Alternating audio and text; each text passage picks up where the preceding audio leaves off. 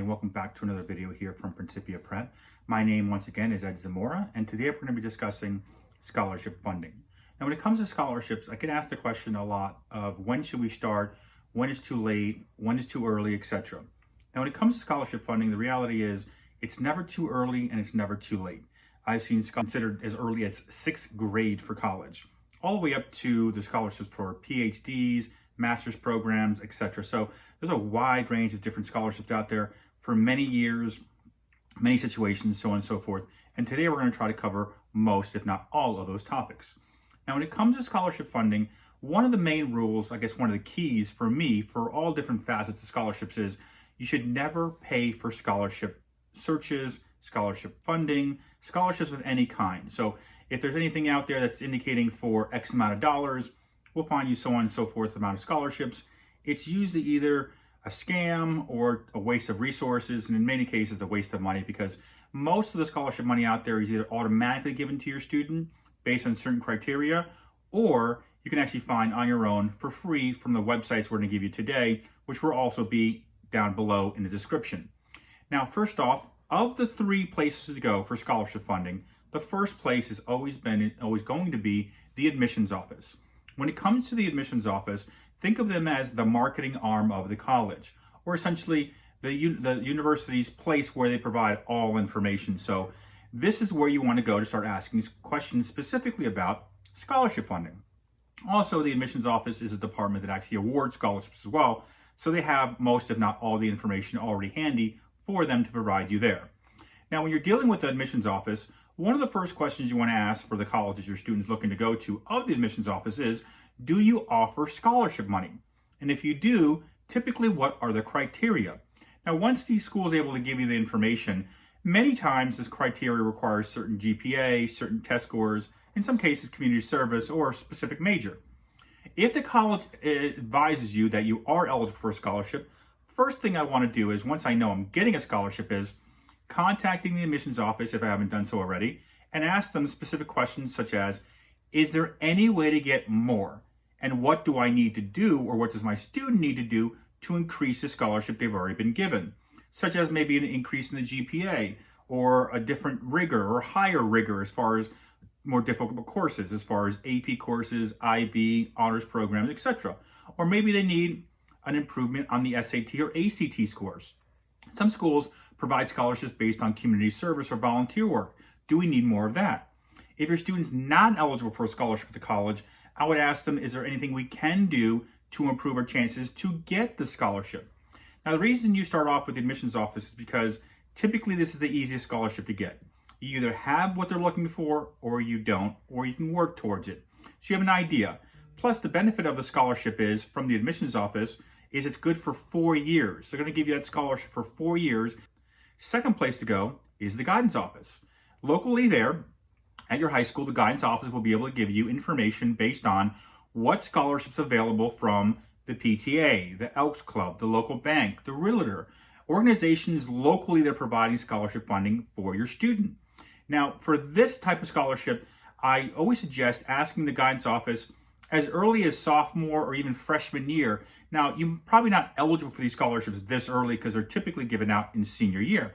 However, it allows you to start researching through the scholarships and figuring out, is there anything we're eligible for next year, the year after? Is there anything we should be doing, maybe community service-wise or volunteer work or these kind of things, to get us to a level where we can get more of these local scholarships? I like the local scholarships a lot because of a few reasons. Number one, less competition. Locally speaking, I've been doing this now 20 plus years in the world of college, I mean. And I go to a lot of open houses, a lot of college fairs, and I also go to a lot of high school award nights, which are typically done in May and June for the senior class, where they award scholarship money, the local money. I've seen scholarships range anywhere from $100 to $100,000.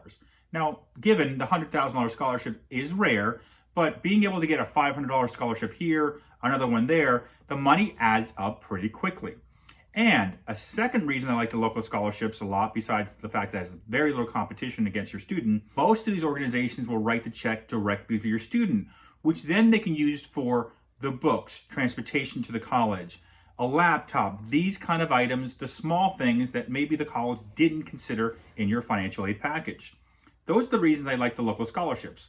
Now, the third avenue to utilize are online, the websites I'm going to give you in a moment. And I find these four to be the best of all the websites out there. There's a lot of them out there, but the four I like the most, starting off with number one, and once again, all four are in the description, is fastweb.com. As you can see here, we pulled up the website. On fastweb.com, it provides a wealth of information, but also as soon as you log on to Fastweb, the first thing it asks you to do is essentially start the scholarship process because it realizes more than likely why you're on fastweb.com. Now, this website here has been around for decades and decades and decades. It's a great resource, not just for scholarship money, but also for information about the college process, admissions, financial aid, and so forth. But I typically utilize Fastweb specifically for the scholarship search. Second website to utilize is College Board's scholarship search. What you'll see is, like you see on the Fast website, it automatically asks you to log in and start providing information. Now, I like College Board a lot. The main reason is because College Board has been around just like Fastweb for many decades. But College Board provides a lot of great resource for the admissions, financial aid, and everything in between when it comes to college. And the college scholarship search is very useful as well. Both these websites I talked about now are also free. There's no charge. Once again, you do not pay for scholarship searches. The third website to consider is scholarships.com. Another great resource to utilize. I've been using it now for a few years now. I'm a little bit new to this one, but because I've been using the other two a lot more. But this is a great resource. Like the other two websites, scholarship.com automatically asks you to start filling out an application to start basically filtering out the information. What all three of these websites are doing when they're asking you for GPA, major, so on and so forth is they're trying to figure out which scholarships fit your criteria the best to then show you these scholarships rather than you just randomly going through the website trying to find scholarships to see if they do or do not match what you're looking for. The fourth scholarship search website I would look to utilize is capx.com. Now, this website here I've started utilizing a lot more over the years. In the same capacity, I use College Board as far as researching colleges for admissions point of views, as well as financial aid information. CapX provides a lot of information, a great resource for all gambits within the college realm. But it's also got a great scholarships tool, which you see once you log on to the website, it automatically brings you to, let's start the scholarship stuff, because it kind of already knows why you're on the website. Now, these four websites, top four when it comes to scholarship funding. All four are free.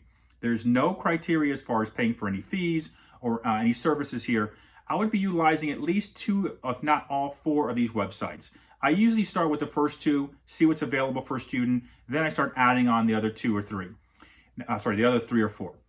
Now, when it comes to the scholarship search, you might want to assign a specific email just for the scholarship stuff. So that way you're not inundated with your personal email. It's one of those little tidbits I tell parents all the time to do.